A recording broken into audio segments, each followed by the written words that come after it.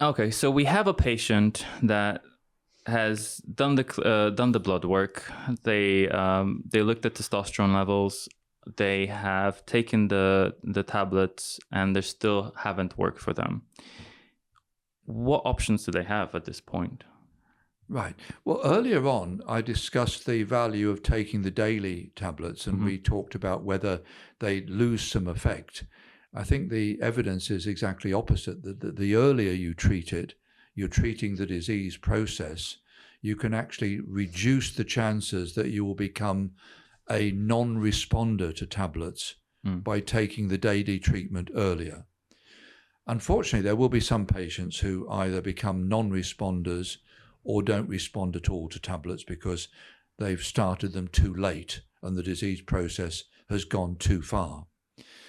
The first thing you do is try correcting the testosterone level, as we've said. In addition to that, if that still doesn't work, we have second and third line drugs that we might use. Now, the ones that we usually move on to after the tablets would be injections, which have been around for ages. And the two common ones are Cavaject or L-Prostadil, or Invicorp, which is a combination of two drugs and has the advantage that it causes less pain with the injection. Now, patients are usually reluctant to move on to these because who wants to stick a needle in the side of your penis? And if we're talking about spontaneity earlier, it can't really be the most spontaneous thing to disappear to the bathroom to inject yourself. But when you've got serious disease and it's the only thing that works, I'm quite amazed at how many men find this as a reasonable solution to their problem. And they get by quite nicely for many years. Eventually, they can lose their effect, and you might have to increase the dose, use a combination of two injections, combine injections and tablets. You need to sometimes adapt the treatments to suit the patient. I see. And when we're talking about the injections, what kind of percentage are we of the total ED treatments are we talking about? Is this about 1%, 2%, 5%? Well, remember they came before the tablets, so they were the only things we had at one stage. So I would say now that less than 20% of the patients will need to go on to injection therapy. We can usually manage by some manipulation to get about 80% responding to tablets. Okay. And after injections, is there any other interventions that we can use? Well, there are various things that are coming on board now. If patients do a search on the internet, they'll find that there are things like shockwave treatment, which can be very expensive, and usually you have to go privately for that. Okay. And it can cost £2,000 to £3,000, and this consists of a series of 6 to 8 treatments of shockwave therapy applied to the penis at various points. And this is designed to encourage blood flow by breaking down plaque and fibrosis. It also can work for something called Peyronie's disease, which is where the penis has a bit of a bend. The problem is there's no guarantee, it's expensive, and the evidence shows that it doesn't work in the most severe cases. So the slight paradox is that it would be nice if it worked in the ones who failed with the tablets, but in fact it doesn't seem to be panning out that way.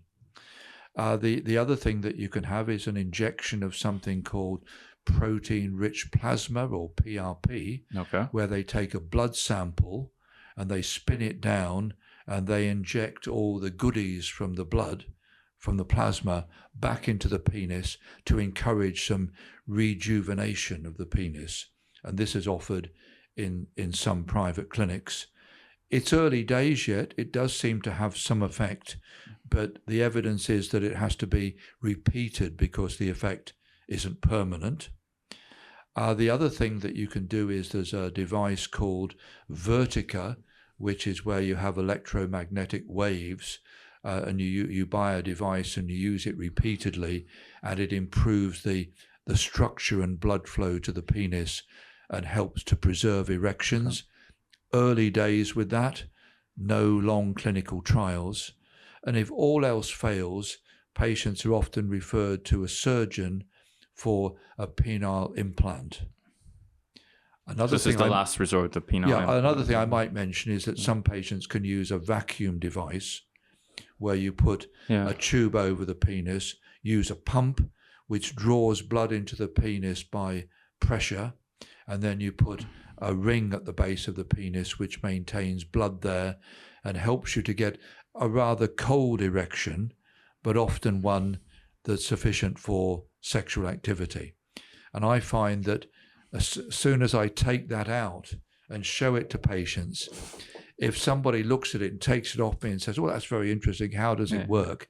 I realize that we've got a chance.